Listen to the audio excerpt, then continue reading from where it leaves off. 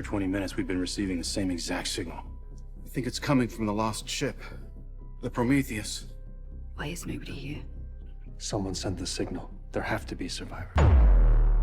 Prometheus is a giant ocean liner that set sail from the UK to New York on a 7-day journey 4 months ago. The entire ship and all of its 2,000 passengers have gone missing, and in Europe it's become a massive scandal as some of the passengers were very rich and important people. Now, rumors are flying around as to what happened. Let's find out. In the opening scene, an anxious Maura Franklin is on the run inside a mental hospital and stops when she sees her father, Henry Singleton, blocking the way. As the staff drags her back to her room 1011, she screams that she knows what she has seen and adamantly claims that she is not crazy. She notices that her brother is missing and starts desperately asking her dad what he did to him, because she knows that when her brother boarded the Prometheus, he found out why Henry was also on the ship. Since she can't remember anything other than that, she pleads with him to find out what he did to her memory. After Maura is locked inside her room, Henry says, "Wake up," and prompts Maura to wake up in her cabin, room 1011, on a steamship called Kerberos, sailing from England to New York City. She looks at her severely bruised wrists and then picks up a newspaper on the floor. The cover story is the disappearance of the steamship Prometheus, which has been lost at sea for 4 months. She rereads a letter sent to her by her brother, where he tells her that he found out what their father did and asked her to meet him in New York, but warns her not to trust anyone. Before she leaves her cabin, she covers her wrists with her sleeves and practices saying her name, place of birth, and the day's date, October 19th, 1899, convincing herself that she's not crazy while holding her golden necklace. French honeymooners, Lucien and Clémence, are having breakfast at the dining hall when Clémence expresses that she feels uneasy traveling on a ship from the same company as Prometheus. It makes me a bit uneasy to travel on this ship. Then again, 2 ships from the same company sinking within 4 months? Would you travel on a ship under the same company as one that's gone missing? Share your thoughts in the comments. Also, don't forget to hit the subscribe button and turn on the notification bell so you won't miss other movie recaps from us. Clémence notices that Lucien isn't listening as he is looking at a young geisha named Ling Yi, who's sitting at the nearby table with her servant, Yuk Jae, both speaking in Cantonese. A confused Ling Yi then asks about the cutlery, unsure how to use it, but Yuk Jae urges her to pretend like she knows what she's doing and to hurry up and eat. Maura enters the dining hall and sits at an empty table near the table of 2 Spanish brothers, Angel, a boisterous fellow, and Ramiro, a low-profile priest. A woman named Virginia joins her and addresses a rumor she heard that Maura was a doctor. Maura replies by saying that her focus is on the human brain and that women in England are only allowed to study, not practice.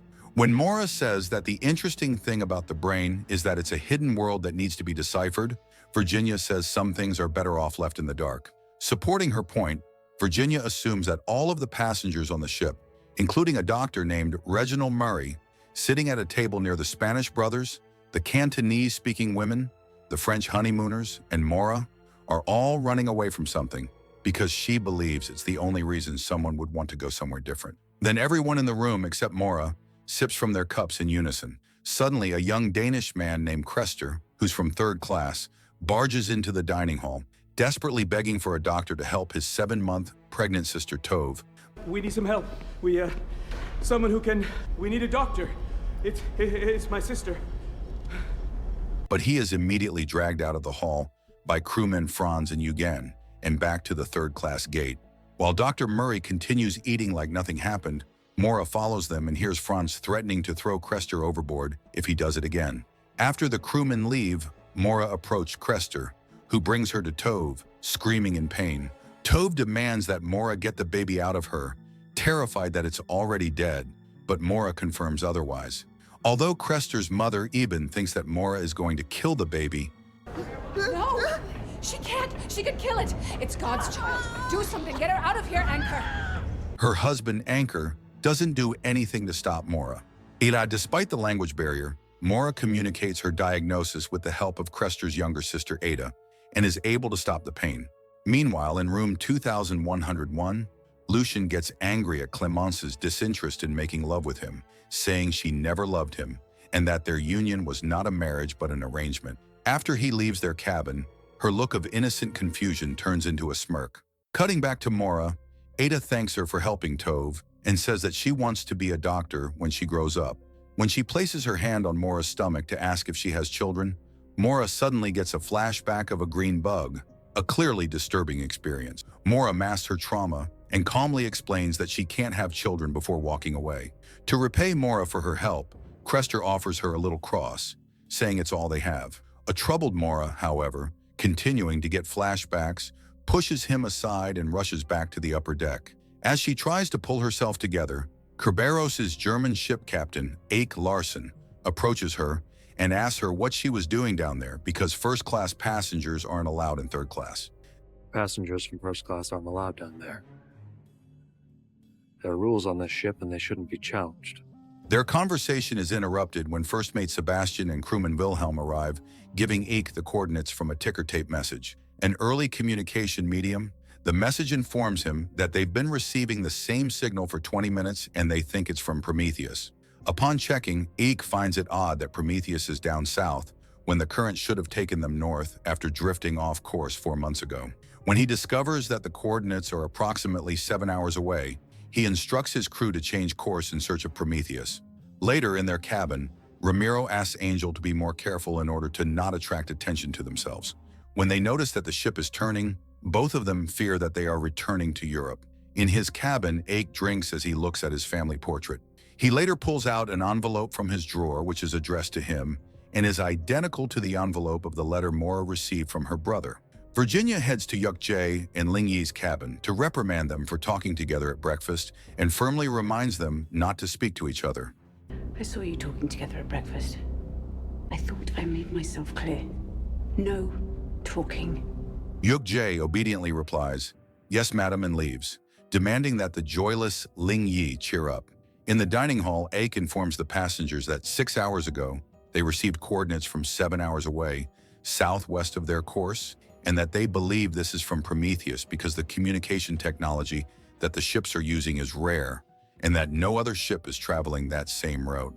Since the message only contains coordinates, Angel, on behalf of the passengers, voices his anger towards Ake's decision to turn based on a message from an unknown sender, who didn't ask for help. Angel says they all paid good money to be taken to New York in 7 days without detours, but Ake ignores him and leaves. Later, we meet a Polish stoker named Oleg, who eats in an off-limits area of the ship during his break, staring at a photo of the Statue of Liberty. When a French stowaway named Jerome enters, wearing the crew uniform he stole, a startled Oleg apologizes for being there. I'm sorry. I'm really sorry, sir. I know I'm not supposed to be here. Starving, Jerome asks for his food, which Oleg quickly hands over, and they exchange names. While everyone is having dinner, Ake approaches Mora on the deck and asks if she studied medicine. Their conversation is interrupted by one of the crewmen shouting that there's a ship ahead. Kerberos shoots a flare in the sky and approaches Prometheus. Despite Sebastian suggesting that they should inform the company about it first and resume their journey, to which Franz agrees, Ake instructs his crew to lower a lifeboat and then appoints Sebastian in charge of the bridge during his absence. He then orders crew members Wilhelm, Franz, and Eugen to join him, and Mora decides to volunteer her help, offering medical assistance. Before they go, Ake orders Sebastian to inform the company that they've found the ship as soon as they get radio contact. On their way to the lifeboat, Eugen sees Ramiro and asks Ake if they should take a priest with them as they're clueless about what's out there. Ake asks Ramiro to join them, and Angel assures him that everything will be okay. When Ake, Mora, Franz, Wilhelm, Eugen, and Ramiro enter the off-limits area where they're going to get into a lifeboat, they find Oleg and Jerome. Franz asks Jerome if he's new because he hasn't seen him before, but he doesn't respond. Since crewmen aren't allowed there, they're told to return to their post. Eugen questions why the sea is so still and there's no wind anymore, bringing up an old saying that says the sea knows when death is nearby. Wilhelm then points out that no one is responding and the Prometheus has no lights. Eugen and Wilhelm refuse to go, so Ake orders Oleg and Jerome to take their place. Locked behind the third-class gate, Crester asks Angel, who's smoking across the gate, for a cigarette.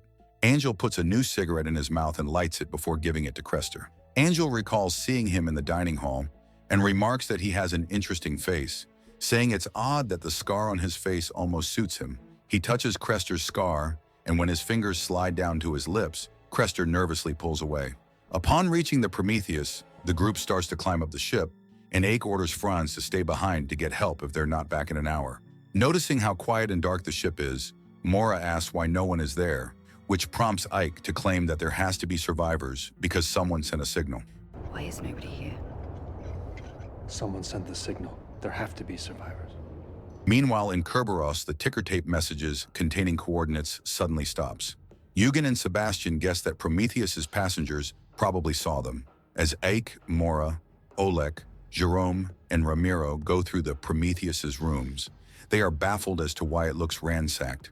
On the floor of one of the sleeping quarters, Ike finds a white ribbon with blue flowers, which he pockets as if it's something valuable. Back on the Kerberos, Yuk-jae reminds Ling Yi to stick to the plan, but Ling Yi complains that she can't stand dressing up as a geisha anymore. Yuk-jae tells her that they wouldn't be in this situation had she just accepted her fate. Yuk-jae then plays a Cantonese to Japanese recording, urging Ling Yi to practice her Japanese, and reminds her that they only have to pretend a little while longer. Upon reaching the Prometheus bridge, Ake discovers that someone has destroyed the telegraph, causing Mora to question how the signal was sent. Meanwhile, a man named Daniel Salas, who has swam from the Prometheus, climbs up the Kerberos undetected. Then back in Prometheus dining hall, Mora follows a green bug on the ground, which leads her to a cabinet with a bar in its handles. After hearing loud banging from the inside, the men draw their weapons. When Mora opens the cabinet, they're shocked to discover a young boy named Elliot inside. Ike asks him if he's all right and who locked him there, but he doesn't respond. Daniel reaches Mora's 1011 cabin and puts his ear on the door. He walks to the cabin next to it, room 1013, and pulls out a green bug from his pocket, which crawls into the room through the gap under the door and unlocks it. Meanwhile, Elliot exits the cabinet, unwraps a black pyramid in his hand, and gives it to Mora. The second episode starts with a flash of fire, and Ake wakes up in the middle of a dark woods to hear a child singing an eerily jaunty German folk song.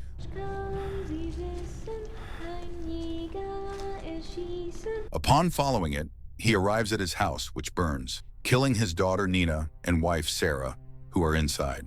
When a woman's voice says, "Wake up," a shaken Ike awakens in his cabin, clutching the white ribbon he found on Prometheus. Sebastian informs Ake that the company has only responded with "sink ship." He is then informed by his crew that every compass on board is turning non-stop. Wilhelm asks what happened in Prometheus, as if insinuating that the two are connected. Mora watches over Elliot, whom they've taken to the Kerberos, as he sleeps in her cabin. She inspects the pyramid he gave her and looks into his coat pocket, where she finds a wedding ring. After she leaves her cabin, Elliot awakens. When Ake asks Mora if she has experienced anything strange on the Prometheus, he hears a girl singing an eerily jaunty German folk song, similar to the one he heard in the woods. Distracted, Ake asks Mora if she hears the singing, which, since she doesn't, prompts her to ask if he's all right. Ake then leaves, as if looking for the girl singing. On her way back to her cabin, Mora catches Daniel trying to unlock her door. As he retreats, he explains that he can hear noises inside like someone is whimpering. After exchanging names, Mora asks if they've met before, since he looks familiar, but he says he doesn't think so, and enters his cabin. Upon entering her cabin, Mora finds Elliot awake. She asks him about who locked him in the cabinet and the whereabouts of the passengers. Who locked you in the cabinet? Where are all the passengers?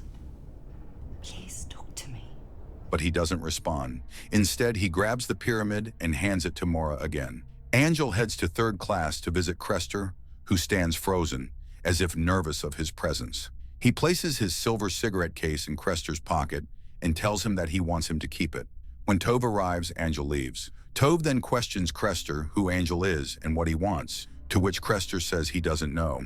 Ike asks Sebastian if anything struck him as strange when the ships were sold to an English company a couple of months ago, to which Sebastian says he's just relieved that they kept half of the crew.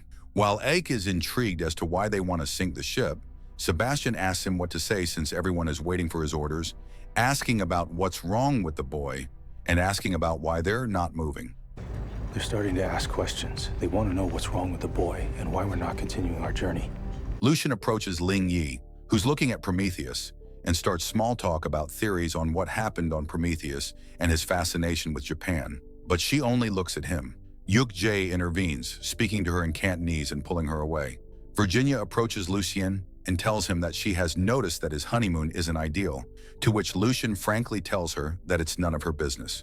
When Virginia offers him a distraction, Lucian scoffs and tells her that he isn't desperate, but his facial expression changes when she says that she's referring to Ling Yi. After learning where Lucian's room is, Jerome breaks into room 2101 and places a war medal on Lucian's desk. He is then forced to hide under the bed when Clemence returns to their room, and he watches her place the medal inside the desk drawer. When she enters the bathroom, Jerome quickly and quietly leaves the room. In the bridge, crewmen wonder why the company wants to sink the Prometheus and how they're going to do it, to which Sebastian says they're going to do nothing but wait.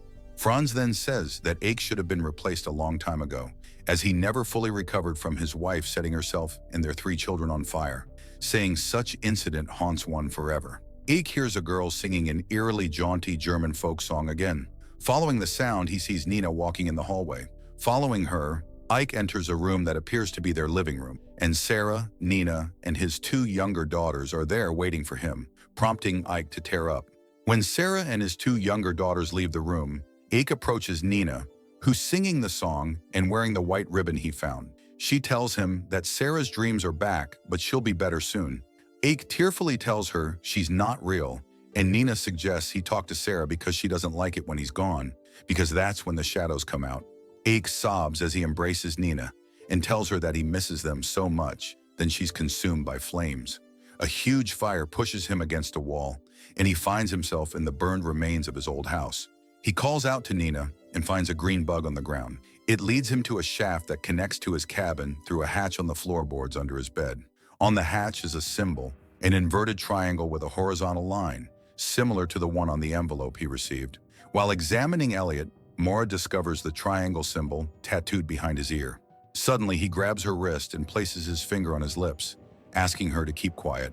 A frustrated and heartbroken Ike heads to Mora's cabin, angrily grabs a scared Elliot by the collar, and slams him against the wall, demanding to know what happened on the Prometheus.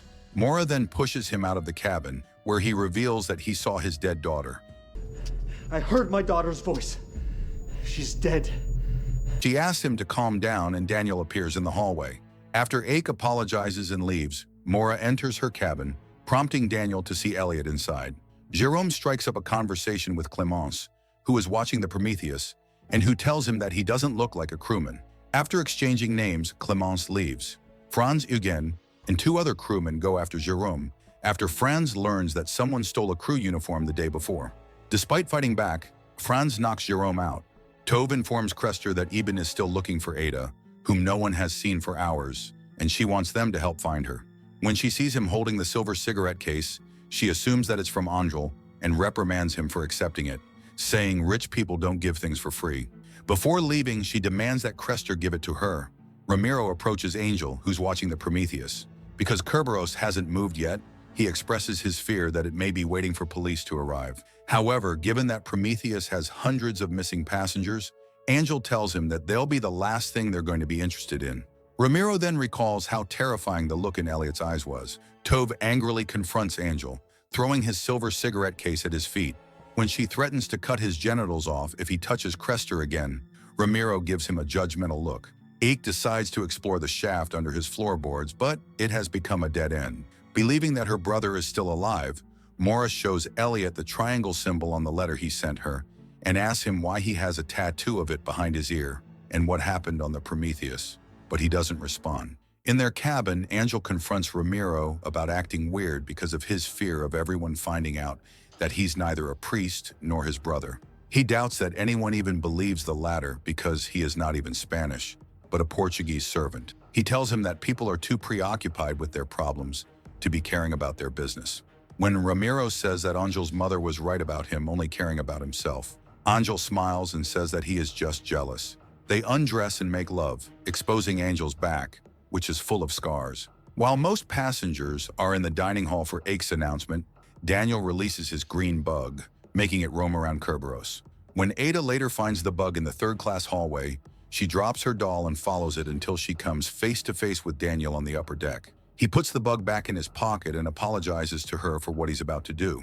At the dining hall, Ake announces that he has decided to turn and tow the Prometheus back to Europe because Kerberos doesn't hold enough coal to tow the Prometheus to New York, as he's informed by Oleg, and the miles behind are less than the miles ahead.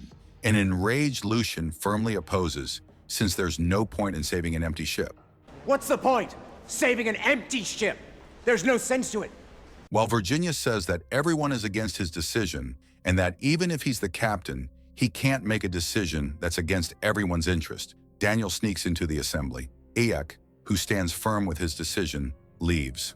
Mora follows Aek to talk him out of it, but Aek tells her that he believes the company is hiding something about Prometheus and shows her the sink ship order. He then shows her the envelope he received, saying he thinks that someone wanted him to find Prometheus because he got it in a package along with a picture of his family. He is determined to learn what happened in the Prometheus, as he is clueless about who sent it and the connection between the Prometheus and his family. Mora, who begins to tear up, takes a look at the envelope's contents. She tells him she can't go back, to which he apologizes as he isn't changing his mind. I'm sorry, but I'm turning the ship around. Kerberos starts towing Prometheus back to Europe, and Sebastian, Franz, and Wilhelm are on the upper deck watching it. Fearing they're all going to bear the consequences of Ike going against the company's orders, Franz suggests they sink the ship themselves, to which Sebastian agrees. Shortly after, Franz discovers Ada's corpse, and he immediately informs Ike. In the bridge, Sebastian sees a telegraph producing a message consisting of only upright and inverted triangles. Meanwhile, in his cabin, Daniel looks at a photo of Mora. Franz brings Ike to Ada's open-eyed corpse, which is surrounded by other crewmen. He suspects that her death is connected to Prometheus. Unbeknownst to everyone on board, they are being watched and monitored through video monitors.